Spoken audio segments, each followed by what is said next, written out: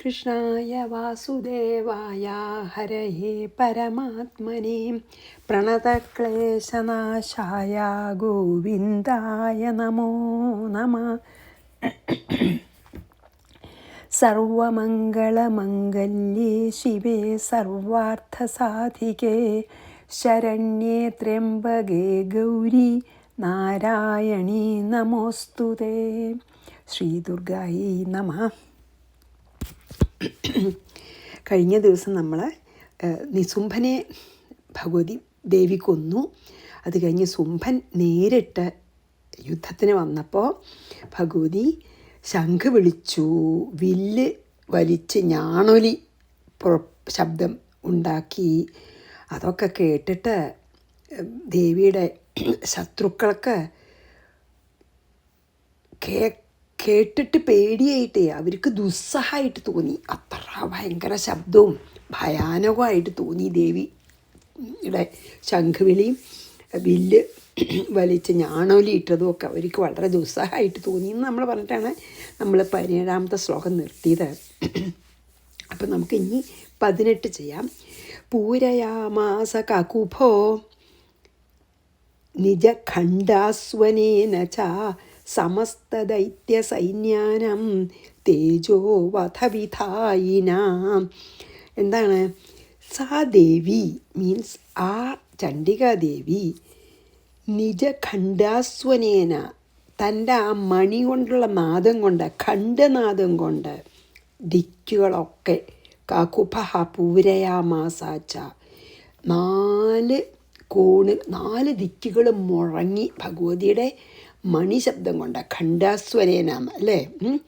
ആ ദേവി തൻ്റെ ഖണ്ഡത്തിൻ്റെ ശബ്ദം കൊണ്ട് ഈ 4 ദിക്കുകളും മുഴങ്ങി. ആ ശബ്ദം കൊണ്ട് മീൻസ് അത്ര പ്രതിധ്വനിച്ചു, എക്കോ അത്ര ശബ്ദം ഉണ്ടായി ദേവിയുടെ മണിമുഴക്കത്തിന്. സമസ്ത ദൈത്യ സൈന്യാനാം എല്ലാ ഈ അസുരന്മാരുടെയും തേജോവധ വിധായിന ആ ഖണ്ഡ ശബ്ദമുണ്ടല്ലോ, ഖണ്ഡനാദം, അത് ആ ഖണ്ഡത്തിൽ നിന്ന് പുറപ്പെട്ട നാദം ശരിക്കും പറയാച്ചാൽ എല്ലാ അസുരന്മാരുടെയും തേജസ്സിനെ നശിപ്പിക്കുന്ന തരത്തിൽ ഭയാനകമായിരുന്നു. മീൻസ് എന്താണ്? അവർക്ക് ഈ ശബ്ദം കേട്ടപ്പോൾ ഭയം കൊണ്ട് അവരൊന്നുമല്ല എന്ന് തോന്നി. അവരുടെ തേജസ്സൊക്കെ അറ്റ പോലെയായി. അവർ തേജസ്സറ്റവരായി തീർന്നു ഭഗവതിയുടെ ഈ ഖണ്ഡനാദം കേട്ടപ്പോൾ എന്നർത്ഥം. അത്രയ്ക്ക് അവർക്കും കൂടി പേടിയ വന്നക്കോണാണ്. പൂരയാമാസ കകുഭോ നിജ ഖണ്ഡ്വാസനെ സ്വനേന ച സമസ്ത ദൈത്യ സൈന്യാനാം എല്ലാ അസുര സൈന്യത്തിലത്തെ എല്ലാവർക്കും തേജോവധ വിധായിന അവരുടെ എല്ലാം തേജസ് ഹരിക്കപ്പെട്ടതായി തോന്നി, അല്ലെങ്കിൽ നശിപ്പിക്കപ്പെട്ടതായി തോന്നി. തഥാ സിംഹോ മഹാനാദൈസ്ത്യാജിതേഭ മഹാമദൈ പൂരയാമാസ ഗഗനം ക്ഷ്മാം തഥൈവ ദിശോ മമ. അത് കഴിഞ്ഞിട്ട് ഖണ്ഡസ്വനം കഴിഞ്ഞിട്ട് ശേഷം എന്താണ്? തഥ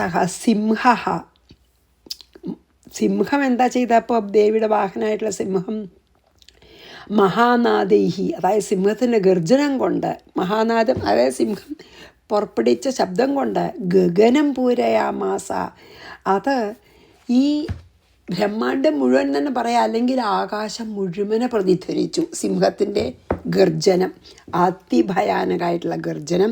സിംഹം ഉറക്കെ ഗർജിച്ചു. ഈ ദേവിയുടെ ഇത് കഴിഞ്ഞപ്പോൾ സിംഹം ഗർജിച്ചു ദേഷ്യം വന്നിട്ട്. അത് ആകാശം മുഴുവൻ പ്രതിധ്വനിച്ചു. തഥാ ഏവ ക്ഷ്മാം അതുപോലെ തന്നെ ക്ഷ്മാം ദശഃ ദിശഃ ചൂരയാമാസ അതായത് ആ ഒരു ശബ്ദം 10 ദിക്കിലും നിറഞ്ഞു എന്ന് പറഞ്ഞാൽ എന്താ? റെവർബറേറ്റിംഗ് ഓൾ ദ 10 ഡയറക്ഷൻസ്. അതായത് വടക്ക് കിഴക്ക് തെക്ക് പടിഞ്ഞാറ് മാത്രമല്ല, ആ കോണുകളൊക്കെ വടക്ക് കിഴക്ക് കോണ്, കിഴക്ക് തെക്ക് കോണ്, തെക്ക് പടിഞ്ഞാറ് കോണ്, പടിഞ്ഞാറ് വടക്ക് കോണ്, അങ്ങനെ ഉണ്ടല്ലോ 4 കോണല്ലേ കോർണറ്. ആ 4 ഡയറക്ഷൻസും 4 കോർണറുകളും പിന്നെ മുകളിലും താഴെയും, അതാണ് 10 ദിക്ക്. അപ്പം ഈ സിംഹത്തിൻ്റെ ഗർജനം കൊണ്ട് 10 ദിക്കും എന്ന് പറഞ്ഞാൽ എന്താ, ശരിക്കും പറയാച്ചാൽ ബ്രഹ്മാണ്ടം മുഴുവനെ ആയി. ത്യാജിദേഭ മഹാമദേഹി, ആ അലർച്ച കേട്ടിട്ട് ഈ എന്താണ് ഈ ആനകളുടെ മദം പൊട്ടി, ആനകൾക്കത് കേട്ടിട്ട് മദം പൊട്ടി ഒലിച്ചു എന്ന്.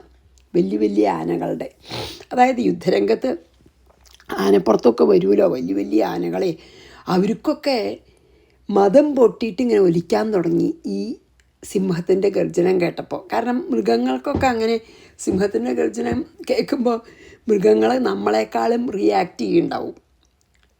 കാട്ടിലൊക്കെ അങ്ങനെയല്ലേ, മൃഗങ്ങളുടെ ശബ്ദമൊക്കെ കേട്ടാൽ അവർക്ക് ഒരു സർട്ടൻ വേ ഓഫ് റിയാക്ടിങ് നമ്മളിൽ നിന്ന് വ്യത്യാസമാവും. കാരണം നമ്മളൊക്കെ മനുഷ്യന്മാരല്ലേ.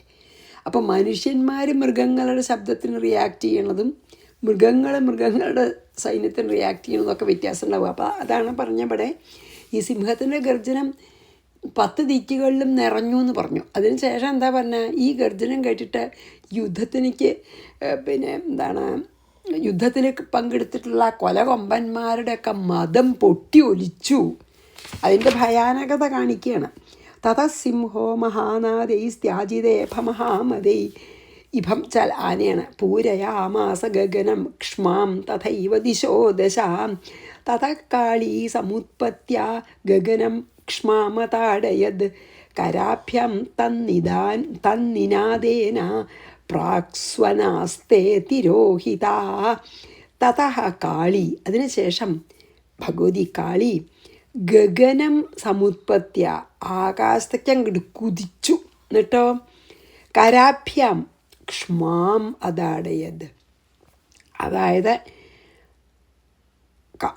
ആകാശത്തേക്കാണ്ട് കുതിച്ചിട്ട് കൈയിൻ്റെ പടം അങ്ങോട്ട് നല്ലോണം വിടർത്തിയിട്ട് നിലത്തടിച്ചു. ക്ഷ്മാം അതാടയത്, ഭൂമിയിലടിച്ചു. അതായത് ഭഗവതി മുകളിലേക്ക് അങ്ങോട്ട് പറന്ന് കുറേ അങ്ങോട്ട് ഉയർന്നു പോയതിന് ശേഷം മാനത്തേക്ക് കുതിച്ചു ആര്, ഭഗവതി. എന്നിട്ട് താഴത്തേക്ക് വരുമ്പോൾ കയ്യോണ്ട ഉറക്കെ താഴത്തേക്ക് വരുമ്പോൾ നല്ല ശക്തി ഉണ്ടാവുമല്ലോ, അപ്പോൾ ചാടിയിട്ട് അടിച്ചു എന്നർത്ഥം. ചുരുക്കതാണ്, ഭഗവതി മുകളിലേക്ക് ചാടി കൈ വിരുത്തി കൈ നല്ലോണം വിടർത്തിയിട്ട് ഭൂമിയിൽ അങ്ങോട്ട് അടിച്ചു. തന്നിനാദേന, ആ ശബ്ദം, ആ ഭഗവതി നിലത്തടിച്ച ശബ്ദം കൊണ്ട് തന്നിനാദേന തേ പ്രാക്സ്വനാഹ തിരോഹിതാഹ, ബാക്കി ശബ്ദങ്ങളൊക്കെ കേൾക്കാണ്ടേ. അതായത് യുദ്ധത്തിൻ്റെ സമയത്ത് അനവധി ശബ്ദങ്ങൾ ഉണ്ടാവുമല്ലോ, ചെണ്ട കൊട്ടിനുണ്ടാവും, കോല് വിളിക്കുണ്ടാവും, ഒക്കെ ഉണ്ടല്ലോ, വേറെ പല ശബ്ദങ്ങളുണ്ട്. പക്ഷെ ഭഗവതി ചാടി അങ്ങോട്ട് നിലത്തേക്ക് വന്നങ്ങോട്ട് കൈകൊണ്ടങ്ങോട്ട് ഭൂമിയിലങ്ങോട്ട് അടിച്ചപ്പോൾ ആ ശബ്ദത്തിൽ ബാക്കി എല്ലാ ശബ്ദങ്ങളും ലയിച്ചു. അതായത് അവിടെ അപ്പം ഉണ്ടായിരുന്ന എല്ലാ ശബ്ദങ്ങളെക്കാളും മീതിയായിട്ട് ഈ ശബ്ദം മുഴങ്ങി. അപ്പോൾ ബാക്കി ശബ്ദം കേൾക്കില്ലല്ലോ. അങ്ങനെയല്ലേ, നമുക്ക് ഒരു ശബ്ദമുണ്ട്, ആ ശബ്ദത്തിനേക്കാളും വലിയ ശബ്ദാച്ചാര ആ ചെറിയ ശബ്ദം കേൾക്കാതെ പോരുക, അല്ലെങ്കിൽ അതിൽ ലയിക്കും അല്ലേ. ആ ഫ്രീക്വൻസി വലിയ ഫ്രീക്വൻസിയിൽ പോയി ലയിക്കുക. അതുപോലെയാണ് ഉണ്ടായത്. ഭഗവതിയുടെ കൈ നിലത്തേക്ക് അങ്ങോട്ട് ഉറക്ക ആഞ്ഞടിച്ചപ്പോൾ ബാക്കി ശബ്ദങ്ങളൊന്നും കേൾക്കില്ല, ഈ ശബ്ദം മാത്രമായി കേൾക്കാറായി. അത്ര ഉറക്കടിച്ചു എന്നാണ് അതിൻ്റെ അർത്ഥം. തതക്കാളീ സമുത്പത്യ ഗഗനം ക്ഷ്മാമതാടയൽ കരാഭ്യം തന്നിനാദേന പ്രാക്സ്വനാസ്തേ തിരോഹിത, ബാക്കി ശബ്ദമൊക്കെ തിരോഹിതായി എന്ന് പറഞ്ഞാൽ പ്രത്യക്ഷമായി കേൾക്കാണ്ടേ. അഥാട്ടഹാസമശിവം ശിവദൂതീ ചകാരവാ തൈ ശബ്ദൈരസുരാനേഷു സുംഭ കോപം പരം യയൗ അഥ ശിവദൂതി. അതിനുശേഷം ഈ ചണ്ഡികാദേവി, ശിവദൂതി പറ ശിവൻ ദൂതനായിട്ട് അയച്ച ശിവദൂതി, പിന്നെ എന്താണ്, അതായത് പാർവതിയുടെ ഒരു ദൂതനെ പോലെയല്ലേ, അതാണ്. അഥാ ശിവദൂതി, ഈ ചണ്ഡികാദേവി പിന്നെ അശിവം ചെന്താ അമംഗളം, അശുഭം ഒക്കെയാണ് അർത്ഥം കേട്ടോ. അശിവം, ശിവം ച മംഗളം, ശുഭം എന്നൊക്കെയാണ് അർത്ഥം. അപ്പം അശിവം എന്ന് പറഞ്ഞാൽ അമംഗളം. അട്ടഹാസം ചകാരാഹ. അതായത് വളരെ ഒട്ടും കേൾക്കാൻ രസമില്ലാത്തും ആപത്ത് വരുന്നു എന്ന് തോന്നിപ്പിക്കുന്നതുമായ ശബ്ദം ഉണ്ടാക്കിയിട്ട് അലറിയെന്നാണ് ഭഗവതി. അതിനുശേഷം ഭഗവതി നിലത്തുച്ചത്തിൽ അടിച്ചു പറഞ്ഞുല്ലോ. അതിനുശേഷം ഭഗവതി വളരെ അമംഗളമായിട്ടുള്ള ശബ്ദം പുറപ്പെടുവിച്ചു. ഉറക്കെ അലറാണ്. പിന്നെ അതാണ് പറയുന്നത് അട്ടഹാസം ചകാര. അമംഗളമായിട്ട് അങ്ങോട്ട് അട്ടഹസിച്ചു. അതിനുശേഷം ആര്? ചണ്ഡികാദേവി. തൈഹി ശബ്ദൈഹി അസുരാഹ നേഷുഹു. ആ ഒച്ച കേട്ടിട്ട്, ആ അമംഗളമായിട്ടുള്ള അല്ലെങ്കിൽ അശുഭമായിട്ടുള്ള അട്ടഹാസം കേട്ടിട്ട് അസുരന്മാരൊക്കെ പേടിച്ച് ഓടി ഒളിച്ചു. സുംഭ പരം കോപം യയൗ. അത് കണ്ടപ്പോൾ സുംഭന് അതികഠിനമായിട്ടുള്ള ദേഷ്യം ഉണ്ടായി, പേടിയുണ്ടാവും.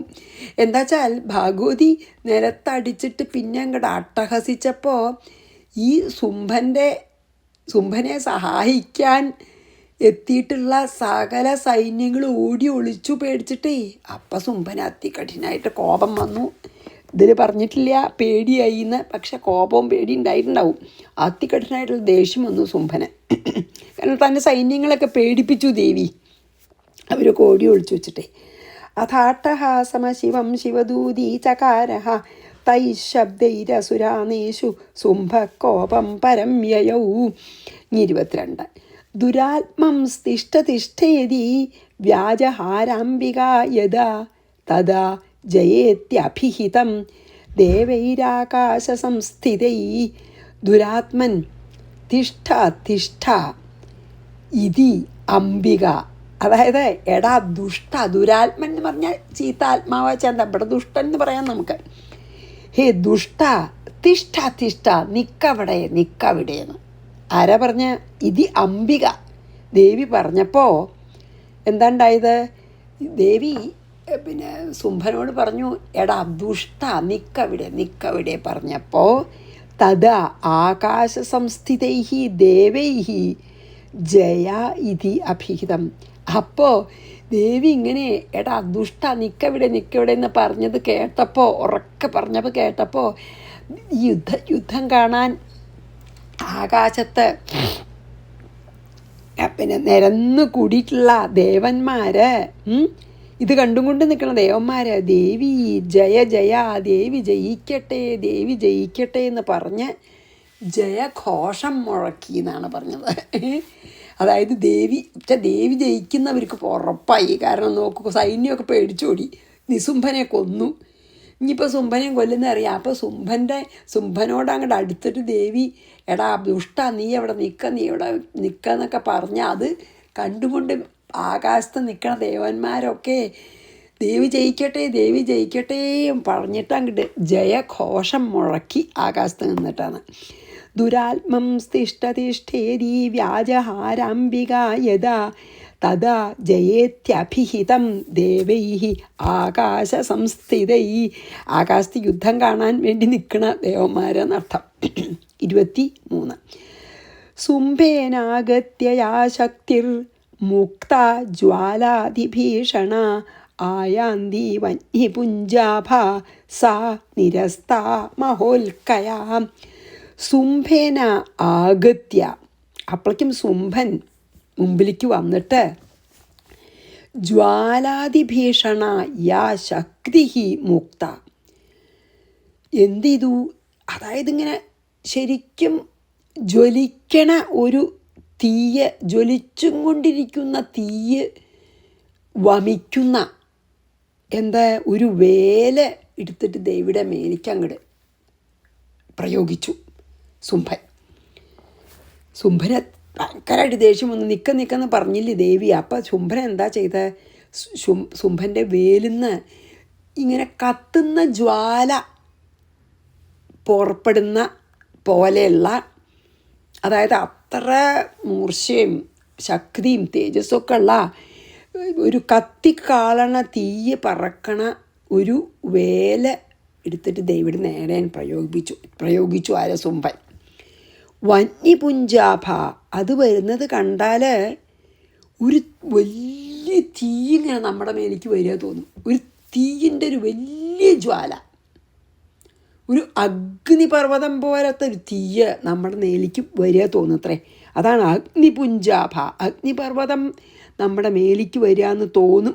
ആ വേലിൽ നിന്ന് വരണ ജ്വാല, ദേവിയുടെ മേലേക്ക് ശുംഭൻ പ്രയോഗിച്ച ആ വേല് കണ്ടാൽ ഒരു അഗ്നിപർവ്വതം നേരിട്ട് വരിക തോന്നും. ആയാന്തി സ മഹോൽക്കയാ നിരസ്ത. ദേവി തൻ്റെ അവനവൻ്റെ നേർക്കിങ്ങനെ വരുന്ന അതിനെ എന്ത് ചെയ്തു? ഇടിമിന്നലുണ്ട്, കൊള്ളിമീൻ അല്ലെങ്കിൽ ഇടിമിന്നൽ. മഹോൽക്കയാച്ച എന്താ? ഇടിമിന്നൽ കൊണ്ട് പ്രയോഗിച്ച് അതിനെ മടക്കി, അതിനെ തടുത്തു. അത് അങ്ങടനെ തിരിച്ചുപോയി. ദേവി ഇടിമിന്നൽ പ്രയോഗം ചെയ്തിട്ട് അയാളെ ഈ ഒരു അഗ്നിപർവ്വതം പോലെ ഒരു വരിക എന്ന് തോന്നുന്ന ഒരു വേല് ദേവിയുടെ മേലെ പ്രയോഗിച്ചുല്ലോ. അപ്പോൾ ദേവി എങ്ങനെയാണ് തടുത്ത്? ഇടിമിന്നൽ പ്രയോഗിച്ചിട്ട് അതിനെ തടുത്തു. മഹോൽക്കയ, കൊള്ളിമീൻ എന്നൊക്കെ പറയുമല്ലോ നമ്മളല്ലേ, മലയാളത്തിൽ അങ്ങനെ ഒരു വാക്കുണ്ട്. കൊള്ളിമീൻ പ്രയോഗിച്ചിട്ട് അതിനെ തടുത്തു എന്ന്. അതായത് തീയിനെ തീയോണ്ട് തടുക്കാൻ ആണല്ലോ, അല്ലെങ്കിൽ നമ്മൾ വേറെ എന്തെങ്കിലും തടുത്താൽ അത് കത്തൂലോ. അപ്പോൾ തീയിനെ തീയോണ്ട് തടുക്കാൻ വേണ്ടിയിട്ടാണ് ഇടിമിന്നലോണ്ട് തടുത്തത് ദേവി. സുംഭേനാഗത്യയാ ശക്തിർമുക്ത ജ്വാലാതിഭീഷണ. ശക്തി പറഞ്ഞ വേലാണ് കേട്ടോ, അതാണ് സുംഭൻ വേല് പ്രയോഗിച്ചു പറഞ്ഞ. പക്ഷേ അതിന്ന് ജ്വാലകൾ പുറപ്പെടുന്ന ഒരു അഗ്നിപർവ്വതം പോലെയാണ്. അപ്പം ദേവി അങ്ങടും അങ്ങനെ കൊള്ളിമീൻ, അതായത് ഇടിമിന്നലോണ്ട് അതിനെ തടുത്തു. മുക്താജ്വാലാതിഭീഷണ ആയാന്തി വന്യപുഞ്ചാഭാസ നിരസ്താ മഹോൽക്കയാ സിംഹനാദേന സുംഭസ്യ വ്യാപ്തം ലോകത്രയാന്തരം നിർഘാത നിസ്വനോ ഘോരോ ജിതസ്തേനാവനീപതേ. ഹേ അവനീപതേ, ഹേ രാജാവേ. ഈ സുമേധസ് മഹർഷി കഥ പറയുകയാണ്, നമ്മൾ ഇടയ്ക്കിടയ്ക്ക് ഓർക്കണം കേട്ടോ. ഹേ സുരഥ മഹാരാജാവേ, സുംഭസ്യ, ഈ സുംഭൻ്റെ സിംഹനാദേന, സുംഭൻ്റെ ഗർജനം സിംഹത്തിൻ്റെ ഗർജനം പോലെയാണെന്ന്. അതാണ് സിംഹനാദം പറഞ്ഞ്. സുംഭൻ ഒരു അസുരനാണ്. സിംഹത്തിൻ്റെ ഗർജനം പോലെയുള്ള ആ ഗർജനം ഉണ്ടല്ലോ സുംഭൻ അങ്ങോട്ട് ഗർജിച്ചു, അട്ടഹസിച്ചു എന്നൊക്കെ പറയാം. ആ സുംഭൻ്റെ ഗർജനം ഉണ്ടല്ലോ, സിംഹത്തിൻ്റെ ഗർജനം പോലെയുള്ള ഗർജനം ലോകത്രയാന്തരം വ്യാപ്തം, 3 ലോകത്തും പ്രതിധ്വനിച്ചു എന്ന്. സുംഭന് ദേഷ്യം വന്നിട്ടേ, കാരണം ഇത്ര കേമായിട്ടുള്ള വേല് ദേവിയുടെ മേൽ പ്രയോഗിച്ചിട്ട്, വേൽ പ്രയോഗിച്ചിട്ട് ദേവി അതിന് നിഷ്പ്രയാസം ഇടിമിന്നലോണ്ട് തടുത്തില്ലേ. അപ്പം ദേഷ്യം വന്നിട്ട് ഉറക്കെ ഗർജിച്ചു. ആ ഗർജനം 3 ലോകത്തിലും പ്രതിധ്വനിച്ചു. തേന ഘോരഹ നിർഘാത നിസ്വനഹ ജിത. ആ അലർച്ച ശരിക്ക് പറയാച്ചാൽ നിർഘാത നിസ്വനം, ഇടി വെട്ടുന്നതിനേക്കാളും ശക്തിയുള്ളതായിരുന്നു. ജിത എന്ന് പറഞ്ഞു, അതായത് ഇടിവെട്ടിനെയും കൂടി ജയിച്ചു എന്ന്. അതായത് സുംഭൻ്റെ ഗർജനം ഇടിവെട്ടിനെ ജയിച്ചു എന്ന് പറഞ്ഞാൽ എന്താ അർത്ഥം? സുംഭൻ്റെ ഗർജനം ഇടിവെട്ടിനേക്കാളും അധികം ശബ്ദം ഉണ്ടാക്കുന്നതായിരുന്നു. ഇടിവെട്ടും കൂടി ആ സമയത്ത് ഇടിവെട്ടുന്നുണ്ടെങ്കിൽ ഈ സുംഭൻ്റെ ഗർജനം കൊണ്ട് ഇടിവെട്ട് നമ്മൾ കേൾക്കുക പോലും ഇല്ല. ഈ മുമ്പ് പറഞ്ഞ പോലെയാണ്. എല്ലാ ശബ്ദങ്ങളും ദേവിയുടെ ഖണ്ഡാസ്വനത്തിൽ ലയിച്ചു എന്നൊക്കെ പറഞ്ഞില്ലേ നമ്മൾ. അത് സിംഹത്തിൻ്റെ എന്തിലോ പറഞ്ഞില്ലേ നമ്മളിപ്പോൾ ഇപ്പം തന്നെ. അതേപോലെ ഇടിവെട്ടിനേക്കാളും ഭയാനകമായിട്ടുള്ള ശബ്ദമാണ് ആര് പുറപ്പെടുവിച്ച്. അപ്പോൾ ഇടിവെട്ടിനെ ജയിച്ചു എന്ന് അതുകൊണ്ടാണ് പറഞ്ഞത്. അത്ര ഭയങ്കരമായിരുന്നു സുംഭൻ്റെ ദേഷ്യം വന്നിട്ടുള്ള ഗർജനം. അതാണ് അതിൽ പറഞ്ഞത്. അത്ര സുംഭന് നല്ല ശക്തി ഉണ്ടേ. പക്ഷേ ദേവിയുടെ ശക്തി ഒരിക്കലും ഉണ്ടാവില്ലല്ലോ. ദേവിയുടെ ശക്തി തന്നെയാണല്ലോ സുംഭനിലും. പിന്നെ ദേവിയുടെ ശക്തി കൊണ്ടാണ് സുംഭനും ഈ ശക്തി ഉണ്ടായത്. അപ്പോൾ ദേവിയാണല്ലോ പരമശക്തി. സിംഹനാദേന സുംഭസ്യ വ്യാപ്തം ലോകത്രയാന്തരം നിർഘാത നിസ്വനോ ഘോരോ ജിതസ്തേനാവനീപതേ. അതായത് ഇടിവെട്ടിനെയും കൂടി ജയിക്കുന്ന ശബ്ദം. സുംഭമുക്താഞ്ജരാൻ ദേവി സുംഭസ്തത്പ്രഹിതാച്ഛരാൻ പ്രഹിതാജ്ജരാൻ ചിച്ഛേദ സ്വശരൈരുഗ്രൈ ശതശോഥസഹസ്രശ ശതശഃ അഥ സഹസ്രശഃ.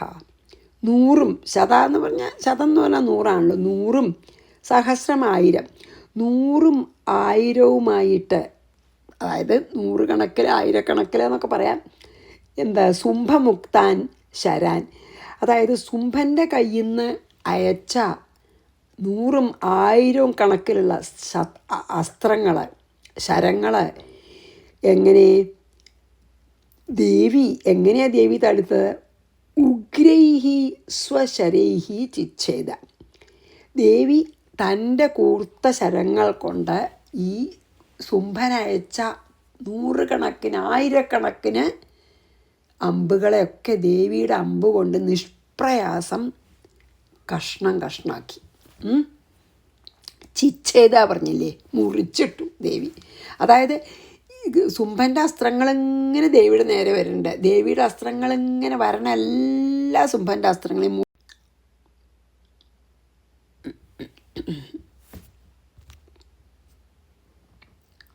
എനിക്കൊരു ഡിസ്റ്റർബൻസ് ഉണ്ടായി, ഒരു ഫോൺ വന്നു, അതാണ് കേട്ടോ.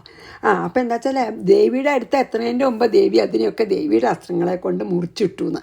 അതായത് ഒന്നും മേല് കൊണ്ടില്ല.